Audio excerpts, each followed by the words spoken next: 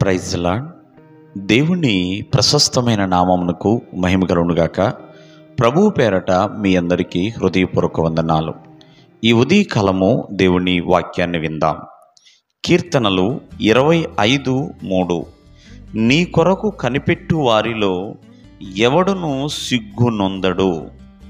ప్రియమైన వాళ్ళరా, భక్తుడైన దావీదు రాస్తూ ఉంటున్నాడు, దేవుని కొరకు ఎవరైతే కనిపెడుతున్నారో వారు ఎవరు కూడా సిగ్గు నొందరు. కనిపెట్టడం అంటే ఎదురు చూడటం, నిరీక్షించటం. మరి మానవ జీవితంలో ఎన్నో మార్లు మనం ఎదురు చూస్తూ ఉంటాం. ఆ ఎదురు చూపు ఎలా ఉంటుందంటే ఆతృతంగా కూడా ఉంటాం, ఎంతో ఆశతో కూడా ఉంటాం, ఎన్నో ఊహించుకుంటాము, నిరీక్షిస్తాం. ఇట్లా ఎన్నో విధాలుగా ఇక్కడ భక్తుడైన దావీదు దేవుని కొరకు కనిపెడుతున్నాడు, నమ్మకం ఉంచుతున్నాడు.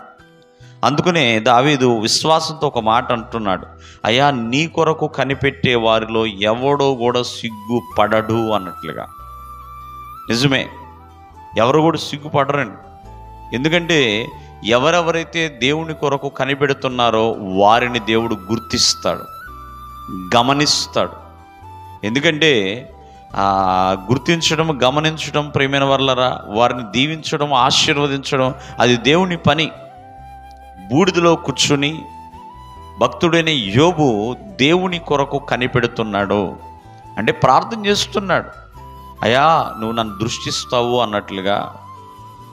అలాగే హన్న దేవుని సన్నిధిలో గర్భఫలము కొరకు కనిపెడుతుందని వేదన పడుతూ రోదిస్తూ ప్రభుతో మాట్లాడుతుంది.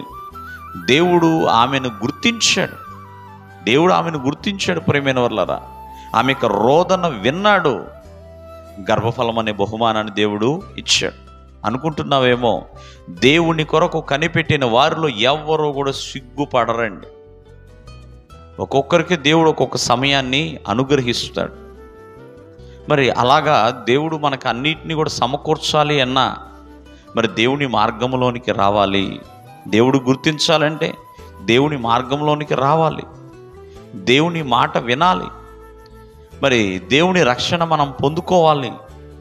దినమెల్లా దేవుని కొరకు నువ్వు కనిపెడుతున్నావేమో, కానీ దేవుని మార్గములో ఉండి కనిపెట్టాలి.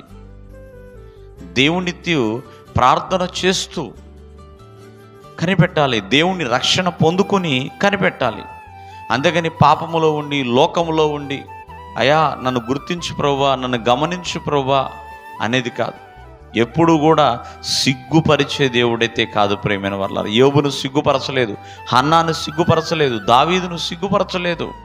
ఇలా ఎంతోమందిని దేవుడు ఎన్నడూ కూడా సిగ్గుపరచడు. కాబట్టి ఈ ఉదయకాలమందు దేవుని కొరకు నిరీక్షిస్తున్న వారులారా, దేవుని కొరకు కనిపెడుతున్న వారులారా, మిమ్మల్ని సిగ్గు పొందకుండా దేవుడు ఎల్లప్పుడూ కూడా గుర్తించే సమయం ఉన్నది. దేవుడు మిమ్మల్ని ఆశీర్వదించును గాక. ఆమేన్.